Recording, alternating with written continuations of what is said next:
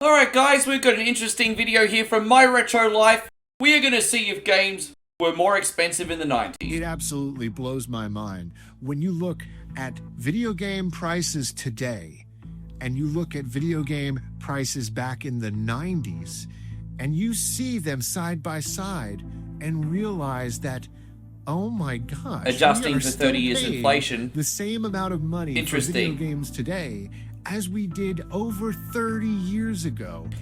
Straight off the bat, a lot of people are complaining now with rising game prices, right? There was a whole fiasco with Nintendo starting to charge games for $80. My argument is the issue's not the price, it's more the value you're getting for the price. Now, whether Nintendo's giving us $80 worth of value for games at the moment, it remains to be seen. They're kind of a meme at the moment. But there are a lot of other arguments. A lot of people are saying things like we used to get complete games, and I'm not saying they're wrong or they're right. But let's see how people had it in the 90s, hey. How did we even afford these games back then? Man, that's a lot of money sitting here.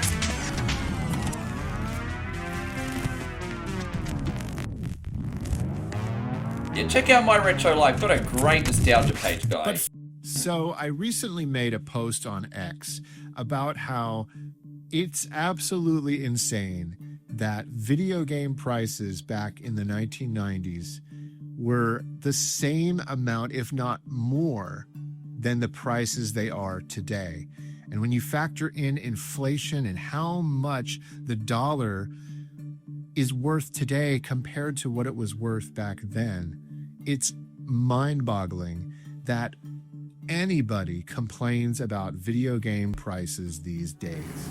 You know, it's a different time back then too. You know, video games probably in the 90s were still either for kids or for like misfits. But you look at today, it's just such a big global enterprise in comparison. Like, video games were popular then, but now, I mean, obviously you're in a little bit of a downturn. That's a whole different discussion. But now, like, mum's playing games after work, dad's playing games after work. People are playing games to fill in their time between shit. You know, everyone's playing games now. That's a big difference. Also, with like internet, social media, and many other media formats, the accessibility, I guess you could say, is a lot higher now too. So there are so many different factors off the bat. Too much money, too much money. I hear people today in the year 2025 complaining about games that cost $70. Okay. And I'm like, guys, this is crazy. I mean, I look back and I remember from flyers like this that Donkey Kong Country cost around the same money, but in 1994 dollars. Guys, if you factor in inflation, that's around $130 for a video game. And keeping in mind, some games actually cost that, at least in Australian money, back in the early 90s. Splatterhouse was like $130 Australian in the Maya Centre. Fair enough, it was the Maya. They do charge things at an inflated rate. But nevertheless, that thing happened. One argument that kind of bewilders me with this whole thing is people like, oh, back in the day, you used to get a complete game. And but the thing is, you know, they'll also say things like, oh, that game was only $16 like hours long. I'll wait till it's on sale. And then I'm thinking, well, hang on a minute. When we were kids, we were happy to play a game like from start to finish. If you play through without mistakes, it's probably only 30 minutes long, and repeating the same level over and over and over for months. We didn't complain about that. And now we're getting a better deal on price now, and we'll complain when a game is only like 14 hours long. I have a theory on this, which I might touch on a little bit later in the video, but it's crazy, man. What? We're just so consumer-based now. Country. This game cost $1 million to produce. Right. Games these days, AAA titles, go 100 million. anywhere from $200 to $300 Even more. million. That's exponentially more. Now we can And go a Grand even Theft further Auto back 6 and even talk more, about trust me. Games that came out in the early 80s and late 70s. You know, Atari 2600 games. Yeah, that's... I overheads on those, I wouldn't imagine it much. For the most infamously bad and broken video game that ever came out back then. It nearly killed the industry. It did kill the industry for a while there. I'm talking about E.T. the Extraterrestrial. Now, we got to clear this up, okay? E.T. was the final nail in the coffin, all right?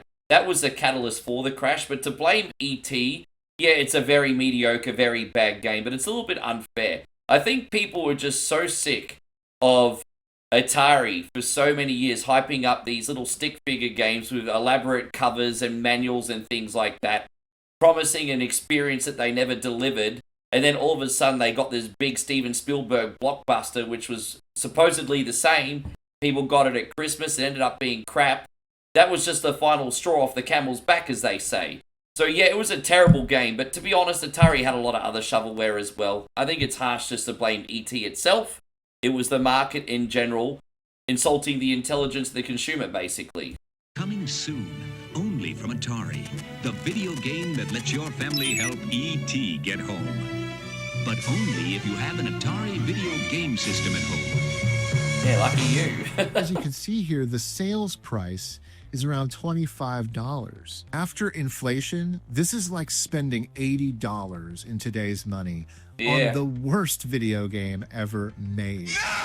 Let that sink in. And this was the sales price. This was the sales price. The game actually originally retailed for more when it first came out, before it was being discounted.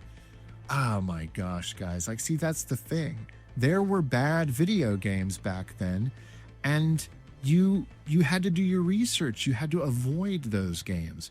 I mean, a lot of people replying to my post on X made the excuse that games these days are released unfinished or broken, and game developers are trying to take advantage of gamers. You know, I get that that happens, but it also happened back in the day. I mean, I can't tell you, growing up back then, how many terrible video games there were. I mean, guys, bad, practically broken video games have existed, and companies have tried to take advantage of consumers since the dawn of video games. I mean, yeah, and they have, and that's the thing. The problem is we didn't have the same accessibility. Again, I'm using that term again, when we were kids, and we have nostalgia rose-tinted glasses. And so I'll give you an example. If you had an NES in the late 80s, your parents might have bought you Fester's Quest or Friday the 13th or something, which are certainly very polarizing LJN games, right? And not really considered to be amazing games, although some people like them. But just for the point of conversation, you'd get one of these games, and then you would know that because, you know, you were a kid, you didn't have the money or a job, or the access that we do now, especially obviously with inflation. Games are actually a little bit cheaper now. You knew you wouldn't be getting another game till Christmas or your birthday or whatever. So you just put up with you had, you appreciated with what you had, and you learned to enjoy it. Now that we're in a very easy access consumeristic society right now, take this with a pinch of salt, but there are studies that claim that the more choice you have, right, the less satisfaction you get.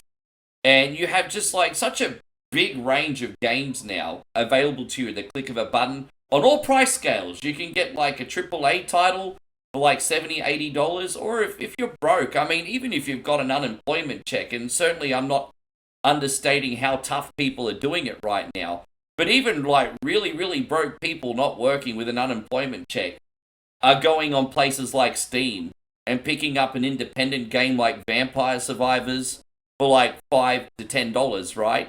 And so the amount of access we have to media now, I think, is equaling to less satisfaction. And I think that's where a lot of the complaining is coming from. Myself personally, I could be wrong. one of the things that led to the crash back in 1983 was the fact that there were so many terrible video games flooding the market. But you learned to avoid those titles. And that's how I kind of equate things today. You know, these unfinished or broken games that come out, they're bad games. Just don't buy them. Focus on buying the good games. Yeah. Look, it's just so much more complicated to make games now too. Let's not pretend making something like Super Mario Brothers back in 1985 is the same as making an open world experience by Bethesda like an Elder Scrolls or something, you know what I mean? They're not even in the same stratosphere, right? So if you have this big open world epic, a lot of people forget one of the greatest open world games, obviously Grand Theft Auto 5. It's been being milked over a decade, right? That came out as an absolute disaster. The online didn't work for like almost a whole week for most people. Remember when it first came out in PS3, there were so many bugs, and a lot of people are bitching and complaining. They finally fixed it, patched it, did what they had to do. Everyone moved on. Consider it one of the best games ever, right? Unfortunately, the more complex, realistic, and sophisticated games become, the more issues they're going to have. So just being like, oh, I played Mario Brothers in 1985 and it didn't have any bugs. Go fuck yourself, mate. It's not the same as these big, complicated adventures that we get now. With that being said, there's no excuse to release a bad game. And if a game has a bad reputation, we do need to have more due diligence in what we're spending our money on. But you need to give some leeway. If you want these epic experiences and you want to keep feeding that, gamer brain of yours and go to another level and evolve to the next stratosphere, you're going to have to also make some allowances. It just is what it is. Focus on buying the finished and full and complete games by great developers who are not taking advantage of the consumer. You know Freaky Bubsy? Yeah. Bubsy? Uh-huh. That was a terrible game. Oh my gosh. Mm-hmm. I believe we live in a culture these days that just loves to complain. Yeah. It's like they get up in the morning and that's the only reason, that's the first thing they hope to accomplish with their day is complaining about life or about gaming in this situation, modern day video games. And I try not to, and if you're this person, hear me out. Okay. You have a right to say and do and feel however you want to feel. I'm just saying, I want to encourage people, anybody watching this, to not live a life of complaining. Yeah, I think it's a matter of practicing gratitude, right? For example, sometimes we're going to buy a bung product. We might spend $50 on a Nintendo game, and it might be mediocre. But, I know it sounds a little bit corny, but at the same time, at least you have a Nintendo. At least maybe the few games you played beforehand were really, really good. At least you have access to a game library and a little leisure time to play games in the first place. I see what he's trying to say. Sometimes we just need to change our perspective a little bit. And with the toxicity on the internet right now and all the complaining and entitlement when it comes to just media and consumerism in general, I think he has a point, to be honest. This is going to be a very tough reality for some people to hear, though. Think more about the positives. I recently got Final Fantasy Remake on the PlayStation 5, the upgraded PlayStation 5 version of Final Fantasy 7 Remake. And I beat the game. I loved it. I got my money's worth. I actually got it digitally on sale for $20. And it was so worth the money. I would have paid more. I thought so. Because, guys, it was a fantastic game. And you think about it, I spent $20 on this game. I can remember an NES game that I got on clearance, on sale back in the day for around $20. And it was Stanley, The Search for Dr. Livingstone. And this game, this is like a bad game. We had it so rough back in the 90s. Again, it was just lack of access made us appreciate what we had more. And that theory is also used in developing countries, families from the third world and stuff that don't have much, but are still outside playing and appreciating the bonds that they have and the times that they have together. It's the more you have, it seems, the less miserable you are. And going back to the Final Fantasy remake, he was looking at the positive side. The Final Fantasy VII remake, he was looking at the positive sides. Do you remember how many people were complaining that the whole first part was all based in Midgar? And it's just dude, you got a 25-hour epic in so many different parts of Midgar. What are you complaining about? So, you could even use that game as an example. And 80s, because we didn't have the internet to just at our fingertips look up if a game was good or not. You had to have a magazine subscription to Nintendo Power or Sega expensive. Visions magazine, and you had to hope that you would see the game that you were interested in and see if it had good reviews from the critics. And not all games got reviewed in the magazine. So many times we took gambles on video games, and we would plunk down $50 back in 1989, 1991 for a game that ended up being terrible. Yeah, and you know what? I mean, even you could be like, okay, well, you had video rental stores, but even back then, if it was a new release, it was like $5 a night Australian, right? You adjust that for inflation, all that money adds up. And half the time you've wasted your pocket money on a really bad rental as well. So even if you're not wasting money on bad games as a purchase, you're still taking your chance on the rental. I would sometimes get Nintendo Australia magazine. My friend would import Nintendo Power from overseas. And you'd occasionally see like the games you wanted reviewed. But most of the time, in the Power region, I think we had like a good 700 releases, maybe a little bit less. Chances were you were taking your chances on a title at the video store that you'd never seen reviewed. No internet, baby. And this whole thing about DLC, oh my gosh, guys. Look, we had DLC back in the 90s too. It was called Street Fighter II Turbo Edition. Yeah, when Capcom released Street Fighter II Turbo, you weren't just buying a brand new game, spending $60, $70, sometimes more on a brand new Street Fighter game. No, Turbo Edition was basically the same game. Same game, just with turbo and whistles and extra characters. And extra characters, that's it. It was such a scam. Yeah, on it Capcom's was. part back then to fleece the consumer out of their money. You're so right. And market this thing as some sort of brand new Street Fighter II game. And don't forget, after they brought out Turbo, they also brought out the Super Street Fighter 2, the new challenges with extra characters, maybe an extra tournament mode, but that was about it. And then they also finally ported Street Fighter on the Sega Genesis and tried to promote it as a Special Champion Edition, which was technically another title, but no different. They just rebranded how they were selling Champion Edition. But yeah, it's crazy, man. It's like, I can't believe people look so far back into the past and can't see it for what it was. Like, really. Oh my gosh, guys. And then they did it again with Super Street Fighter 2.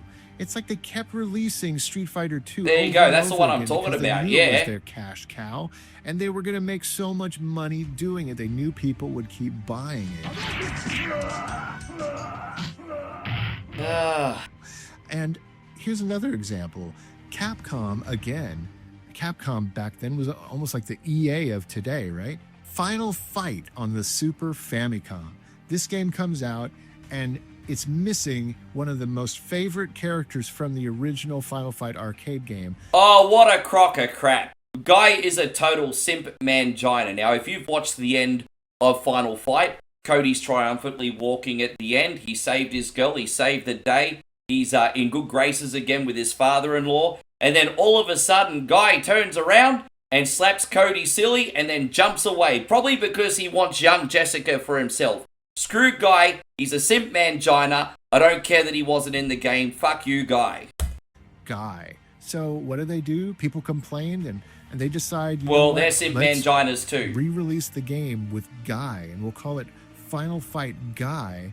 Although this time we're just going to remove Cody. Yeah, they did re-release the game. Fair enough. I see the point. Sell it again for full price.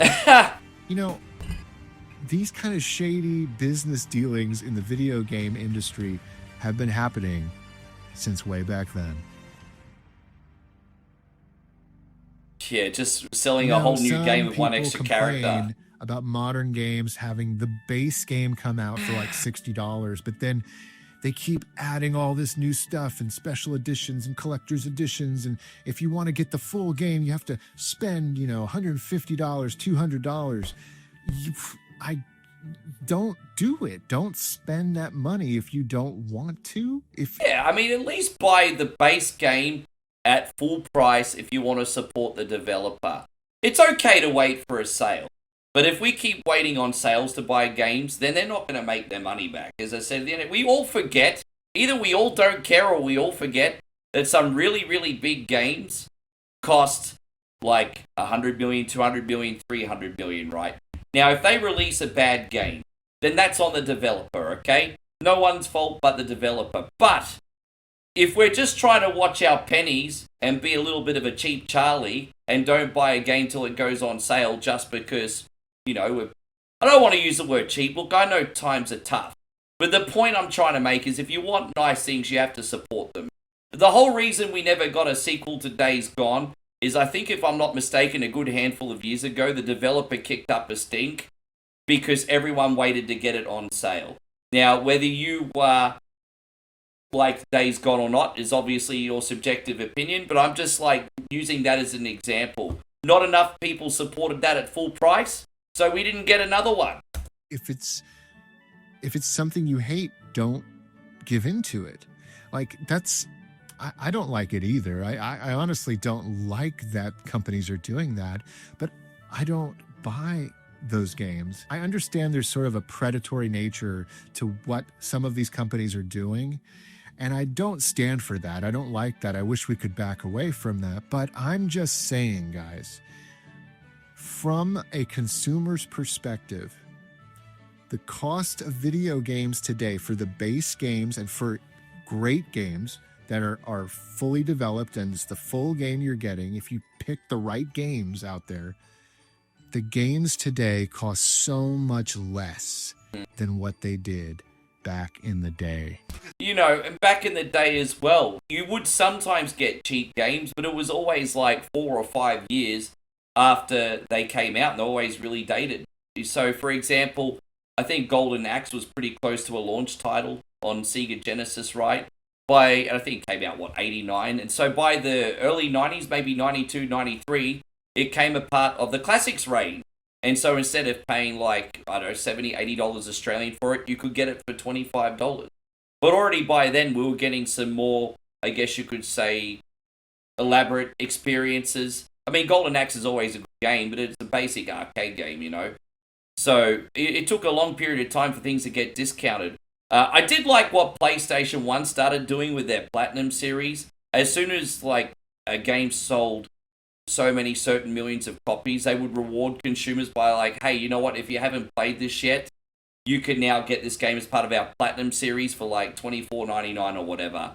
Which is probably the, I guess you could say they do things like that to this day, like the PlayStation Essentials and stuff.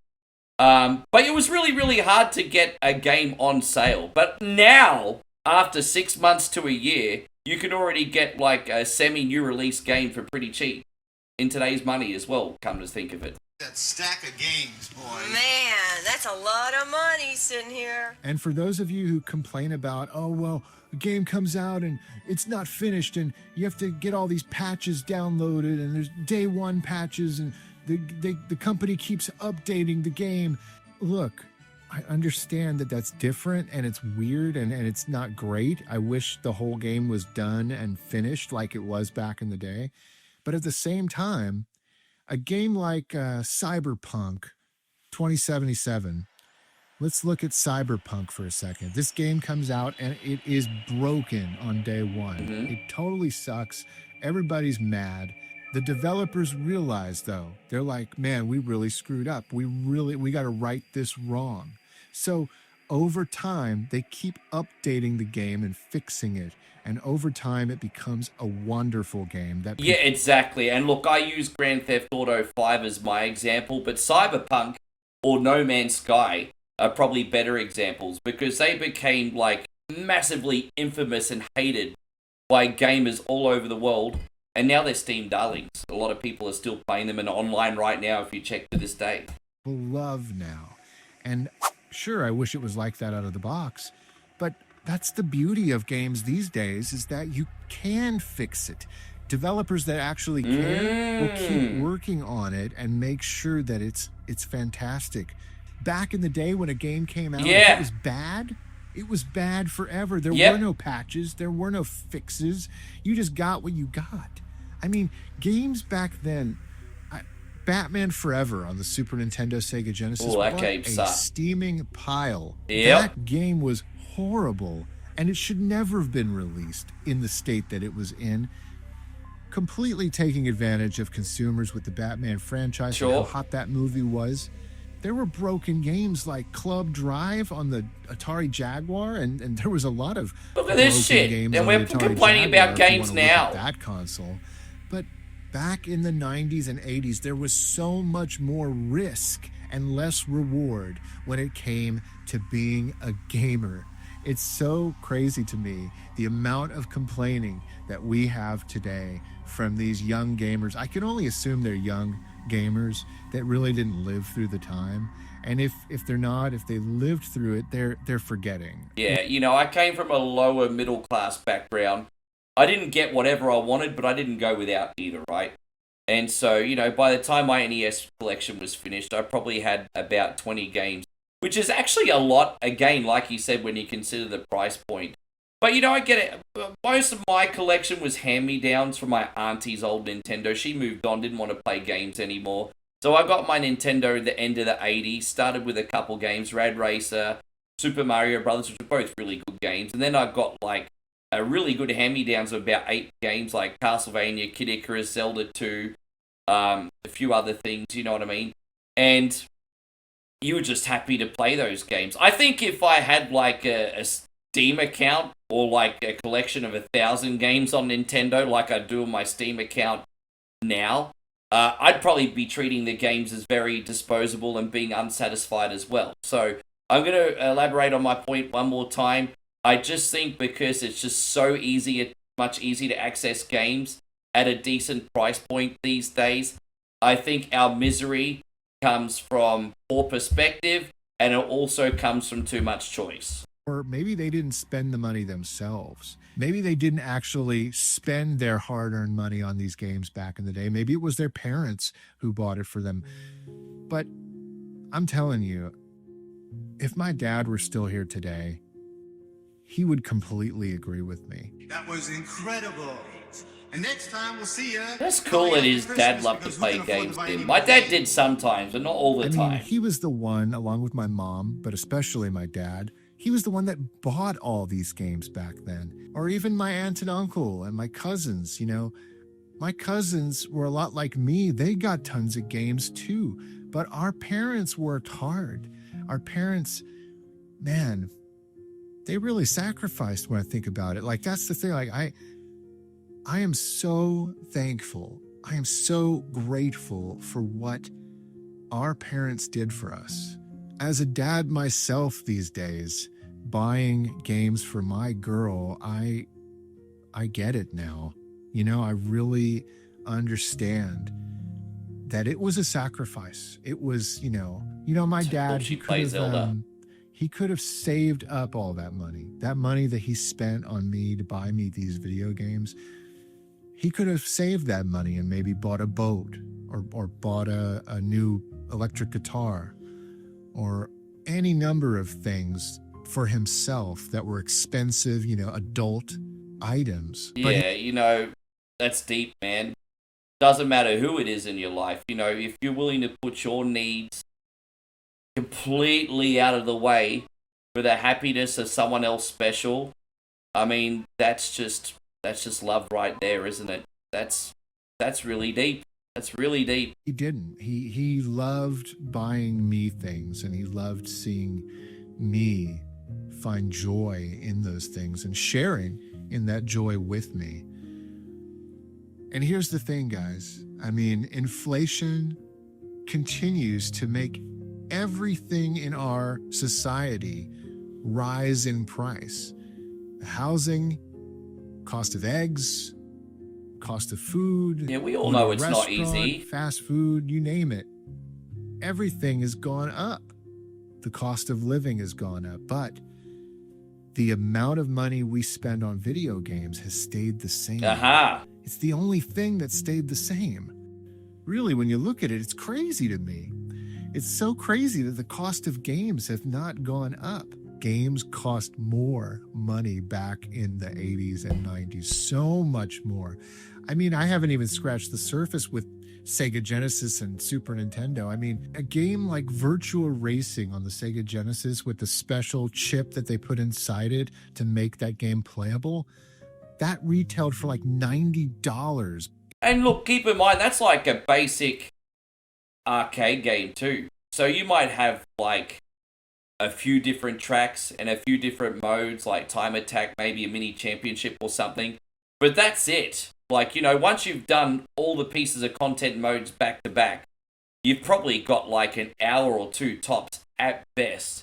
And you think about in the 90s, people were happy to buy Virtual Racer for $82. You want to know how I know they were happy? Because to this day, very occasionally on my channel, people ask me if I'll play that game for them. So if it wasn't a fond memory, they wouldn't be asking me to play it. Now, granted, it could have been at the arcade, but even back then, they were playing $1 a turn at the arcade. That all adds up to be exactly the same thing with the amount of times you played the game anyway. So, again, you see things like this, and it makes me think, hey, you know what? We had it pretty good. We have it pretty good right In now. 1994. But you saved up your money and you bought it and you got it and you made it work. Like, that's what we did. We did our research, and the great games that came out at that price, we made it happen. Look at like Neo Geo. Oh my gosh, the I don't games think I know cost anyone that had one. $200 a pop for Neo Geo. Now that was like the Rolls Royce of video games back then, and you had to be well off and have a lot of money to have a Neo Geo. The You know, rich my kids even family, have it? They did pretty well for themselves, upper middle class, but like we couldn't afford a Neo Geo. I never owned a Neo Geo. And then you look at, you know, I recently did a video on the 3DO, and my dad refused to buy a 3DO I love that because look. it retailed for $700 in 1993. I mean, what are we even talking about here, guys? That's like, you know, that's like a $1,600 console. You're going to spend $1,600 today on a console? No, nobody would buy that. So the next time you feel the urge to complain about modern day video game prices, hold on a minute and let's think about the past. That's what this channel's all about. Yeah, so look, let's recap, okay? There's no excuse for developers to bring out a shitty game and expect people to pay $80 for it. We can all agree on that. We can also agree that the cost of living is also very, very expensive now. Eggs are a ridiculous price. Half of us can't afford rent. I can barely pay my rent. I'm getting by, but that's just like most of us, right? That's the point. You know, most of us are actually making more money than we've ever made before in our lives and can spend less. That's just the reality of this day and age. So we can all agree on that. But on the flip side, games haven't really gone up in price. And you're getting, rather than just like a shitty like couple levels, which you have to loop over and over and over again if you're bored, you're getting these big, elaborate 3D experiences, item-rich filled sports games, or whatever your niche is, for a fraction of the price if you include inflation as what it was in the 90s. I think really it just comes down to perspective. We need to take accountability for our choices, maybe not get so caught up in the consumer bubble, make more wise choices when it comes to games, and just be a little bit more grateful for what we have, and then I think we might be on the right track. Think about what it cost to buy video games back then, which were roughly the same price as they are today. It's crazy to me how affordable video games actually are these days compared to what they were back in the day. All right, that's a great video. Thank you so much, My Retro Life. Don't forget to check him out. He's got some absolutely wonderful stories on his YouTube channel. Thank you for watching, guys. Let me know what the most expensive game you've ever bought is. And we'll see you on the next video. Take care, everybody.